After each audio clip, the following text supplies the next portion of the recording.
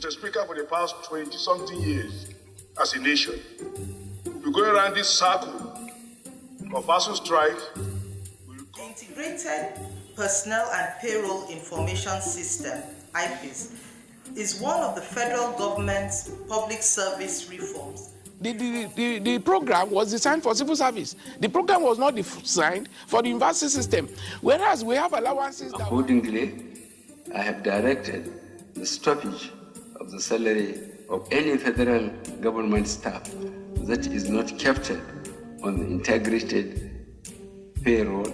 Consequently, NEC resolved to embark on a total, comprehensive, and indefinite strike. Strike is now part of our curriculum. We have come, sir. The issue of ASUU will soon come to an end.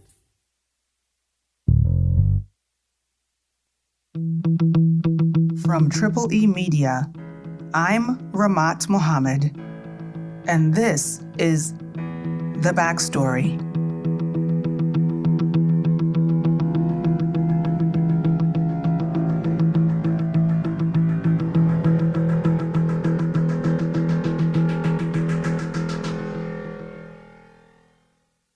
For 9 months, the Academic Staff Union of Universities, they've been on strike. And for 9 months, Nigerian students who attend these public school universities have been at home, all because ASUU will not use the government's Integrated Personnel and Payroll Information System, IPIS. Alex, what is IPIS? IPIS is a payment system where all federal employees get paid. This whole IPIS situation actually started with the World Bank and the IMF, that's the International Monetary Fund. Mm-hmm. So these organizations give developing countries like Nigeria large sums of money, loans that we have to pay back with interest. Mm-hmm. And Alex, as of the second quarter of 2020, Nigeria now owes $31 billion in external debt. And we even just got approved from the IMF for about $3.4 billion for COVID. That's right. And we need a way to account for this money. In exchange for borrowing large sums of money, the IMF has proposed that these developing countries implement certain policies. These policies should help track and account for how that money is being used, you know? Mm-hmm. That's how we got the Treasury Single Account, TSA. The single account is meant to keep track of federal government revenue. It's meant to encourage openness, transparency, and to avoid misuse of state funds. Alex, what were we using before TSA? Well, before the TSA, some government MDAs, that's ministries, departments, and agencies, these MDAs would divert money that was meant for government services and put that money in investment or depository banks. Then they would use the gains and interest earned on that money for their own personal use. So by keeping the money in banks, they were not using it to actually pay for government services. They were not paying salaries on time, they would pad salary budgets, and the government had no visibility into what was going on with federal money. So by the time these MDAs use up all their funds, they go running back to the government to request more.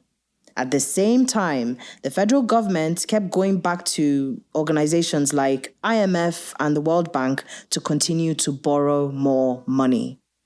And that's how things were going on until Ngozi Okonjo-Iweala came along. You had things like people introducing additional workers onto the payroll, simply because you didn't have a system that accounted for the number of civil servants within the country. And that's how we got the ghost workers phenomenon that has been pernicious. So that kind of... She really pushed and got behind the implementation of several policies to get Nigeria out of debt. She pushed for policies like the TSA and IPIS. IPIS is a World Bank-assisted project. It is meant to track payments to all MDA federal employees. These MDAs are meant to be paid through IPIS. For example, the Ministry of Education, the Army, the police. So between 2007 and 2016, IPIS saved about 226 billion naira. Alex, if IPIS is saving us over 200 billion and TSAs are also saving us over 900 billion, we're potentially saving trillions because of these policy changes, right? That's right. And it's not just about the savings. Nigeria needs checks and balances. Having IPIS and other systems of tracking and accounting for how we spend money gives us and our creditors confidence that their money is not going to waste. This allows us to borrow more. Because quite frankly, the only way we are going to build these massive infrastructure projects is to borrow. Alex, how does this all tie into ASUU? Well, the federal universities are funded by the federal government, and they all fall under the Ministry of Education. And the Ministry of Education is under IPIS. So technically, lecturers should be paid through IPIS. Exactly. Okay. Thank you, Alex. Richard and Anthonieta, why are the federal government and ASUU fighting over IPIS? Alex just explained to us that we need a system to track how the federal government spends money, and that's through IPIS. And federal universities are part of government, right? Well, yes, federal universities are under the Ministry of Education, but as far as ASUU is concerned, federal universities are independent from the government. And this is because in 1992, ASUU reached an agreement with the government that basically established its independence and academic freedom. This means they do not want to be controlled by the government, and so ASUU has been fighting to protect this independence for years. So their fight against IPIS is really just a fight to maintain their independence. Well, the government doesn't have a problem with ASUU being independent. But as it stands right now, the federal universities get their funding from the federal government. And you heard Alex say that in order for us to continue to borrow funds, the government needs to have a system where it can account for how it spends its funds. Okay, so on the one hand, we have the federal government and their need to be able to track and account for money, and especially money that we borrow. But on the other hand, we have ASUU and their need to maintain independence from the federal government. Anthonieta, IPIS is just a payment platform. How does it threaten the university's autonomy? Well, universities have their own payment scales, and this means that they have a different process for promotions and hiring. ASUU's argument is that the IPIS is a rigid system that is over-centralized and doesn't give the universities the freedom to handle staff management as the need arises. So, for example, if the university wants to hire a junior lecturer, it would need to seek approval from the head of civil service. This just wouldn't work. So when the government started to implement IPIS, it would only be a matter of time before they clash with the universities. Now, it was at this point that the federal government started to implement IPIS in 2007. And by 2014, the government started to approach these federal universities to get them into the IPIS platform. Even at this point in 2014, ASUU had started protesting against IPIS. Again, ASUU insists that this payment system will tamper with the university's independence. This disagreement led to the creation of a committee, but the committee failed to reach a compromise, and so ASUU started threatening to go on another strike. But the strike didn't happen. Now, the strike didn't probably take place because the government as at that time was dealing with elections. The then president, Goodluck Jonathan, at the time was contesting with candidate Muhammadu Buhari, and ASUU was not really a focus in 2014 and 2015. And nothing really happened until this year. And Richard, we do know that between 2015, when President Buhari came into office, and now, 2020, we know that they have embarked on a campaign of anti-corruption.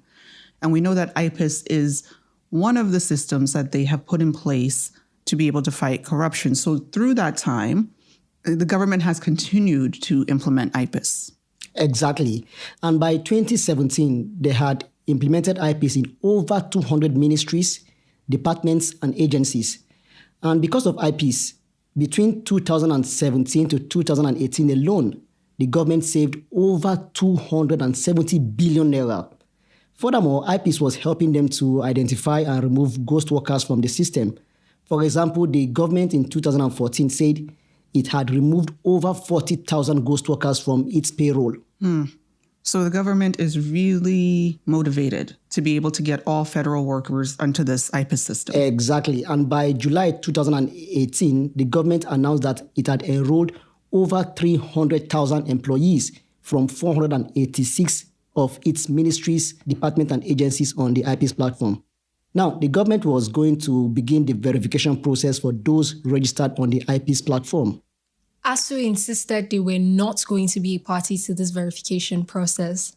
And by April of 2019, the president of ASUU, Professor Biodun Ogunyemi, directed ASUU members not to fill the verification forms.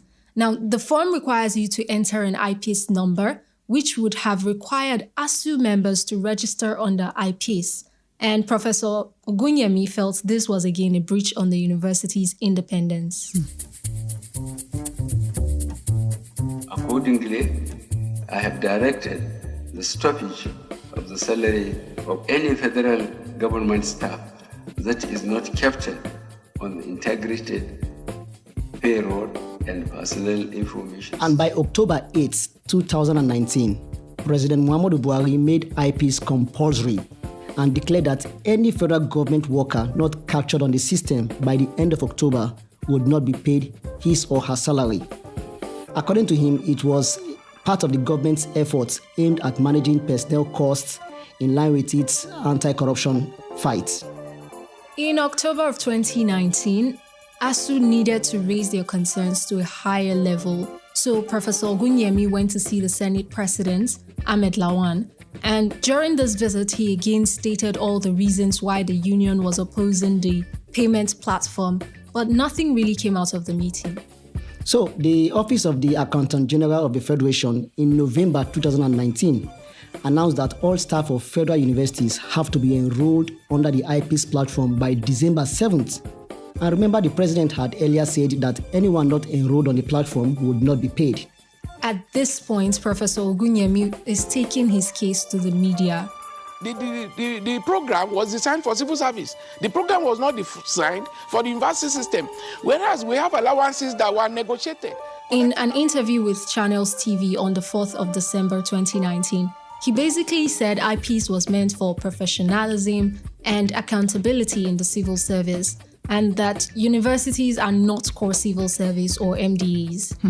A scholar in diaspora wants to come to Nigeria for 1 year sabbatical leave, bringing a lot of experience, research, academic teaching, and what have you. The IPs arrangement will not accommodate such. And that is what Professor Ogunyemi also said that IPs would not accommodate visiting lecturers, which refers to people coming from abroad to teach. Now, the statement by Ogunyemi about paying visiting lecturers opened up another can of worms. How many workers are in the federal university as of today? Can ASUU in its 10 Nigerians, how many are on their payroll as of today?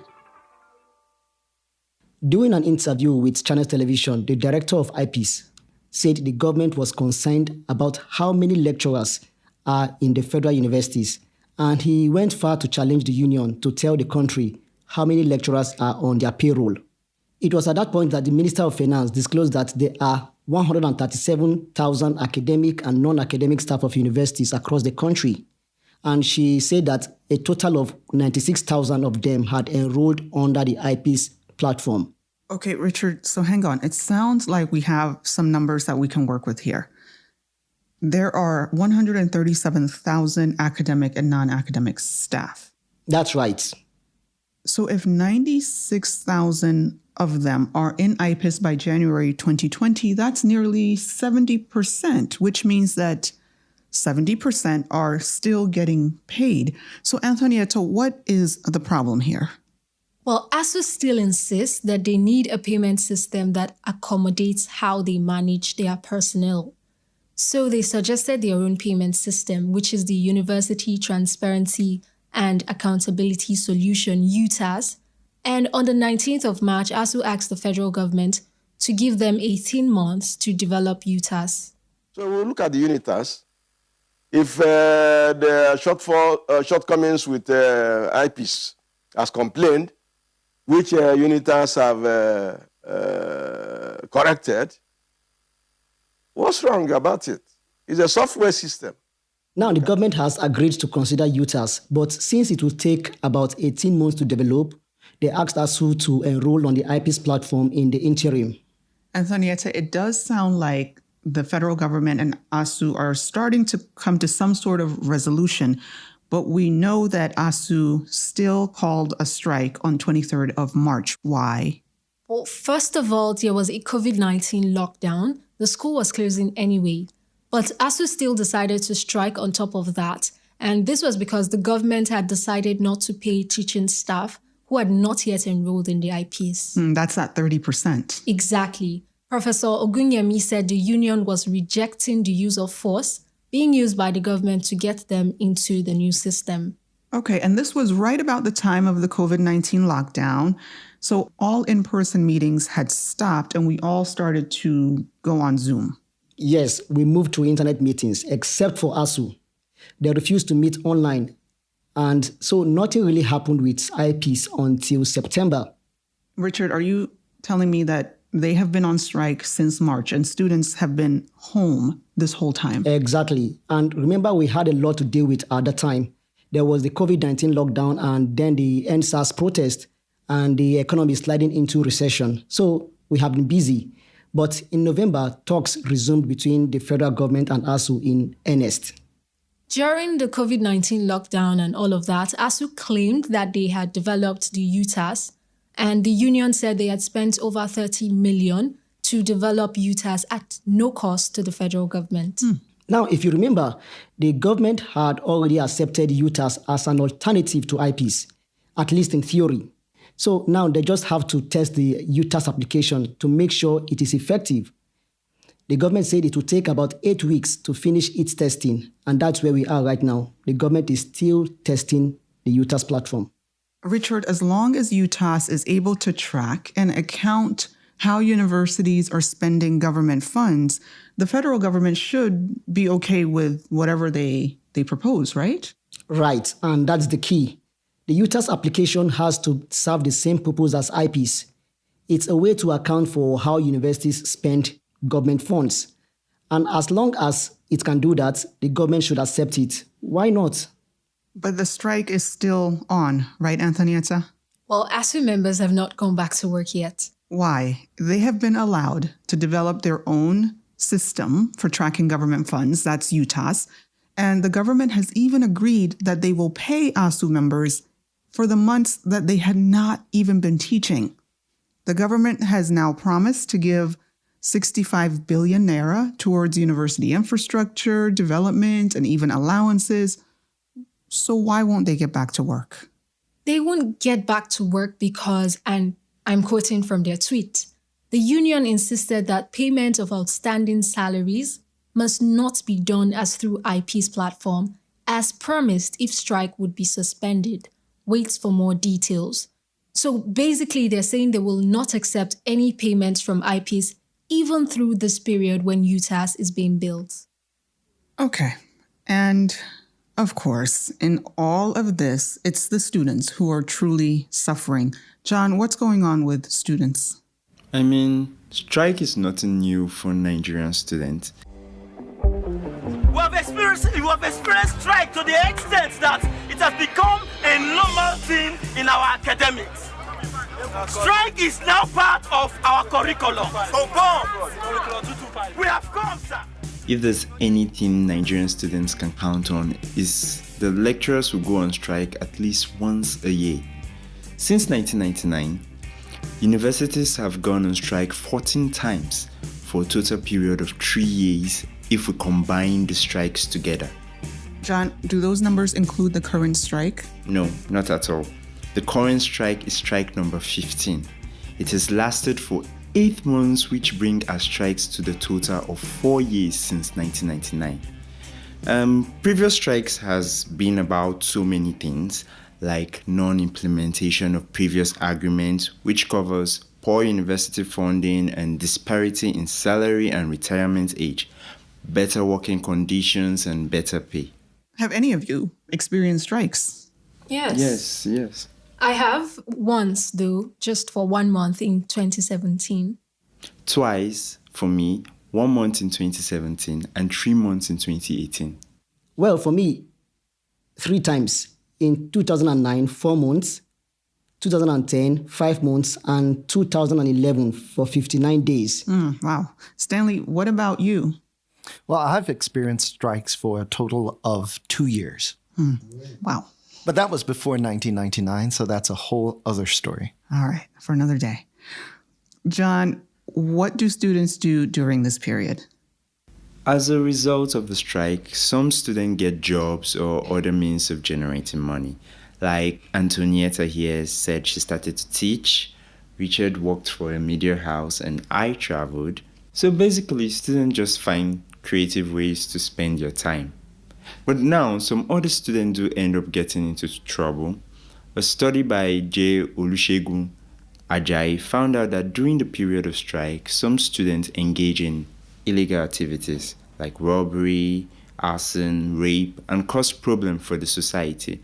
And when they are arrested, they are sent to jail and their schooling has to stop. Many are left frustrated. For example, a student in a 5-year course will end up spending up to 6 years because of strike interruptions.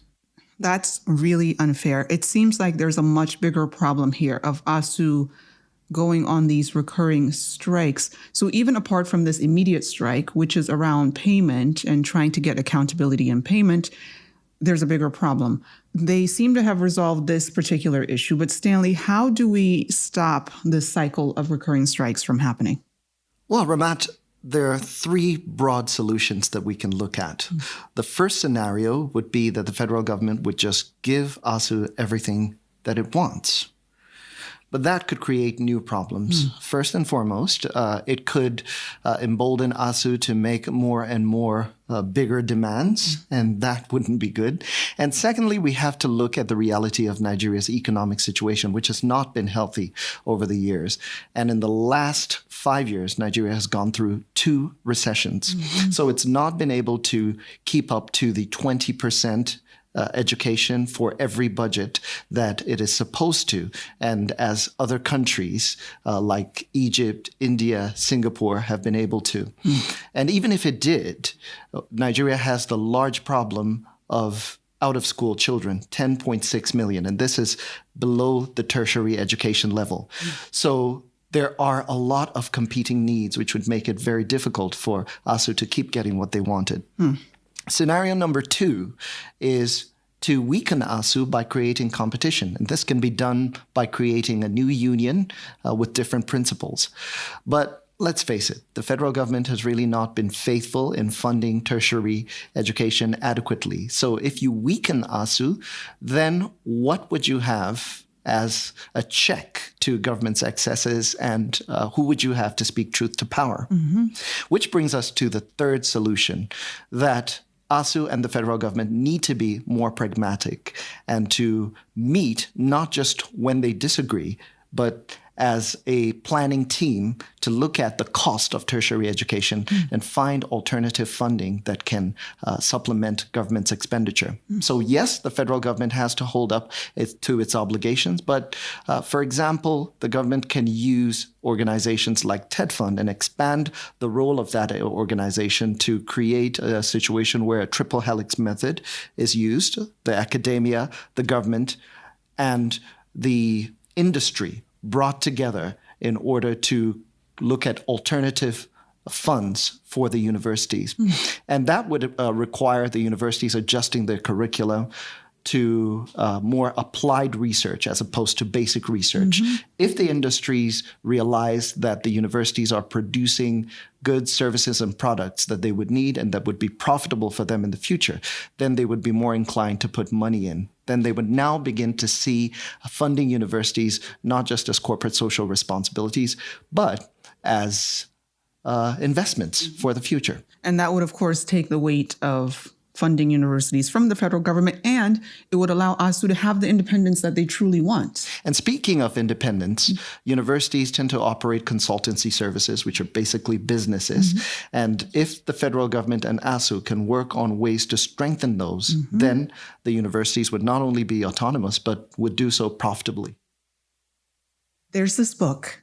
It's called How to Be a Nigerian by Peter Inahoro.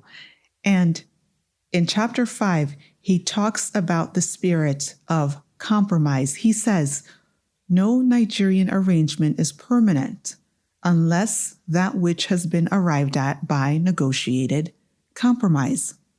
There's something about the process of compromise that just feels right.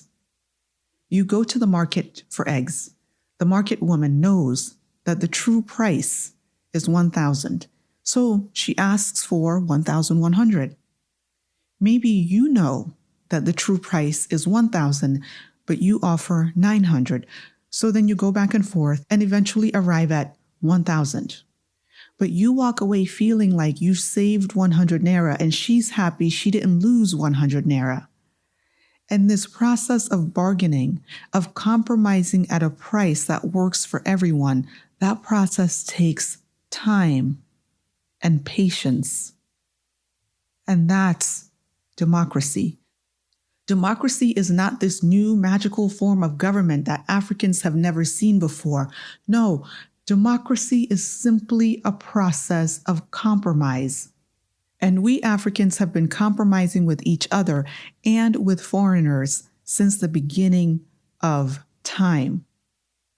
So this democracy thing is really not new for us as people, but it is new for those who choose to call themselves our leaders, those who choose to govern us. Democracy is new for them because, you see, they've never had to compromise with us.